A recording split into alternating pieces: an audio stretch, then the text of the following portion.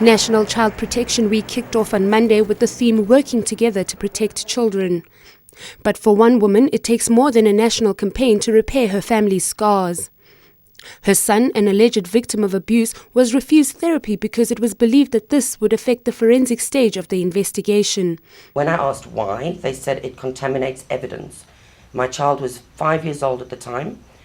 He's now 9. They said to me that a child of his age reacts in a certain way when questioned or when the forensics happen, and if they need more evidence during the criminal case, he will be fixed, which will then cause him not to react in the way he should.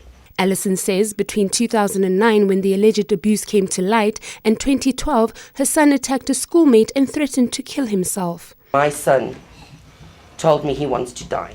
Alison was eventually forced to drop the charges of alleged abuse against the perpetrator in order to get her son into therapy. The Teddy Bear Clinic's Luke Lamprecht says something went terribly wrong during this process. Although children are hurt physically, they generally heal from their physical injuries.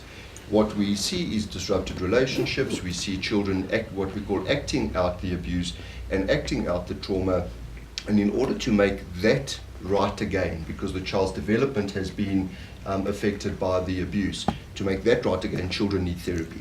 Colonel Miriam Lobone of the Family Care Child Protection Unit has condemned how Alison's case was handled, saying the correct procedures were not followed. It's not late for us to carry on with the case. It is never too late. My fear is this: should you leave the child unattended or not receiving therapy after he or she has been abused, believe you me, we're looking at the child who will be in conflict with the law at some stage or the other. South Africa's levels of violence against children are among the highest in the world, with thousands of children being abused and neglected every year.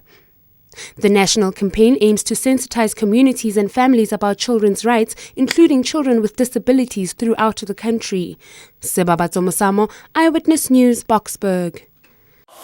Eyewitness News, in touch, in tune, and independent. For the latest, log on to ewn.co.za or ewn.mobi.